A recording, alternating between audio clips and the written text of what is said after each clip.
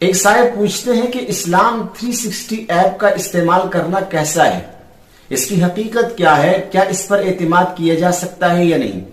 تو یہاں میں ایک جنرل سی بات کروں گا اور ایک اصول آپ حضرات کے سامنے بیان کروں گا کہ یہ جو دور ہے سوشل میڈیا کا دور ہے، اور شریعت کے سیکھنے کے اور دینی مسائل قرآن و حدیث لینے کے مختلف سورسز اور ذرائع ہیں، ان کو مکمل طور پر ریجیکٹ نہیں کیا جا سکتا، مکمل طور پر انہیں رد بھی نہیں کر سکتے اور مکمل طور پر ان کو قبول بھی نہیں کر سکتے۔ تاہم یہاں ایک بات یاد رکھیں، آپ جتنی بھی ایپ استعمال کریں، اسلام 360 ہو یا اس کے علاوہ، یہاں تک کہ آپ یوٹیوب پر کسی بھی اسکالر کا، کسی بھی ڈاکٹر انجینئر کا، عالم کا، مفتی کا آپ جو ہے بیان سنتے ہیں، تو کم از کم مستند معتدل علماء سے ان کے بارے میں پوچھ لیں، اہل علم سے ان کے بارے میں پوچھ لیں۔ یہی وجہ ہے کہ اسلام 360 ایپ میں قرآن موجود ہے، احادیث موجود ہے، مختلف مکاتب فکر کتابیں موجود ہیں،